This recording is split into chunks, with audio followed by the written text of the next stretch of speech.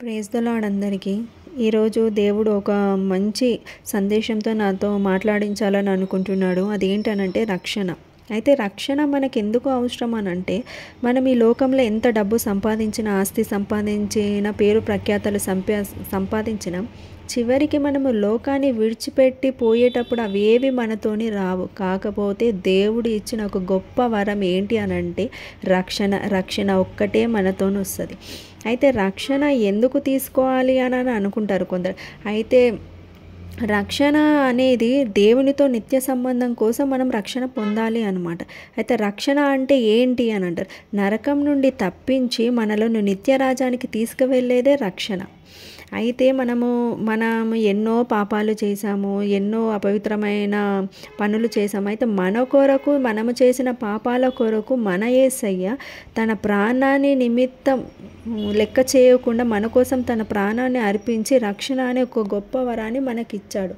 అయితే రక్షణ పొందుకోవాలంటే ఏం చేయాలని కొందరు అంటారు. అంటే కొందరు ఇష్టానుసారంగా వాళ్ళు నిజంగా దేవుని ఎరగక ముందుకే భక్తి నేను చేస్తున్నాను కదా అని చెప్పి తొందరపాటు వల్ల కొందరు రక్షణ తీసుకుంటారు.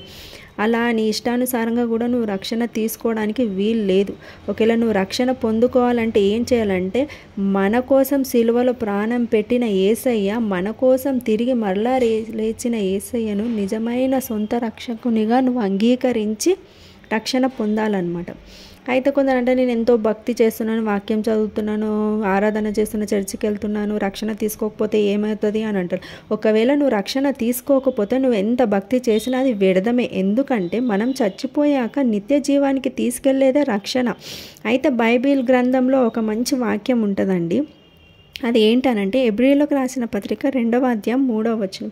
ఇంత గొప్ప రక్షణను మనము నిర్లక్ష్యం చేసిన ఎడల ఎలాగూ తప్పించుకొందుము. అక్కడ క్వశ్చన్ మార్క్ ఉంది, గమనించారా?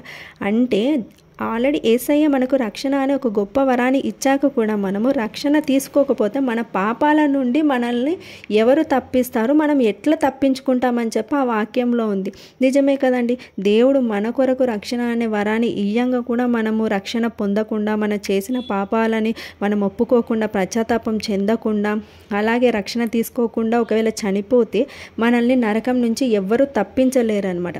అయితే దేవుడు ఇంకో మాట కూడా మనకి మంచి మాట చెప్తున్నాడు. అది ఏంటంటే 2వ కొరింథీ 6వ అధ్యాయము 3వ వచనం.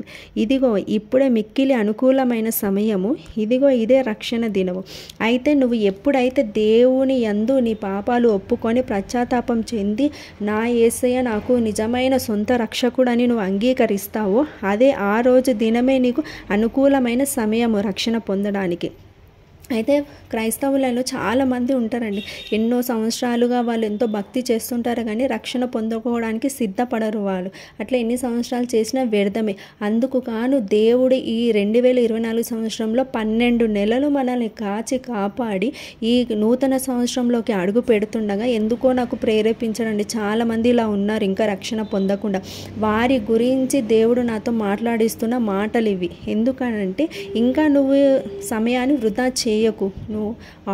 నువ్వు దేవుని ఎరిగి ఉన్నావు, దేవుని ప్రేమను పొంది ఉన్నావు, దేవుని ఆశీర్వాదాలను పొందుకుంటున్నావు. కాబట్టి నువ్వు ఇంకా సమయాన్ని వృధా చేయకుండా, వ్యర్థం చేయకుండా, ఇదిగో ఇప్పుడే మిక్కిలి అనుకూల సమయం అని ఎరిగి నువ్వు ఈరోజే నేడే రక్షణ దినమని నువ్వు సిద్ధపాటు పడమని దేవుడు చెప్తున్నాడు. కాబట్టి మనం ఇప్పుడే మారు మనసు పొంది యేసయ్యను మన సొంత రక్షకునిగా అంగీకరించి తండ్రి అడుగుజాడల్లో నడిచినట్లయితే మనం రక్షింపబడతామండి. అయితే ఒక చిన్న ప్రార్థన చేసుకుందాం రక్షణ గురించి. మహాపరిశుద్ధుడైన దేవా, నీకే స్తోత్రములు. నమ్మదగిన దేవుడవి నాయన, నీకే స్తోత్రములు నాయన. ఆశ్చర్యకరుడవి, ఆలోచనకర్తవి నాయన. నాయన ఈరోజు నాయన తండ్రి యేసయ్య నాతో మాట్లాడించిన ఈ మాటలను బట్టి నాయన కృతజ్ఞతాస్తుతులు చెల్లిస్తున్నాను ప్రభు. నిజమే ప్రభు, ఎందరో నాయన సంవత్సరాలు తడబడి నాయన మిమ్మల్ని ఆరాధిస్తున్నారు, మీ ప్రేమ పొంది ఉన్నారు, మిమ్మల్ని ఎరిగి ఉన్నారు. కానీ నాయన రక్షణకు ఇంకా సిద్ధపడని నాయన ఎంతో మంది ప్రజలు ఉన్నారు ప్రభు. నాయన ఆత్మలనే మీరు ముట్టండి నాయన. ఈ క్షణమే నాయన వారు మారు మనసు పొంది రక్షణ తీసుకోవాలనే తీర్మానాన్ని నాయన వాళ్ళలో రేపండి ప్రభా. నాయన నీకే స్తోత్రం నాయన. నిజమే ప్రభా నాయన, రక్షణ పొందకుండా నాయన మేము ఎంత భక్తి చేసినా అది వ్యర్థమే ప్రభా.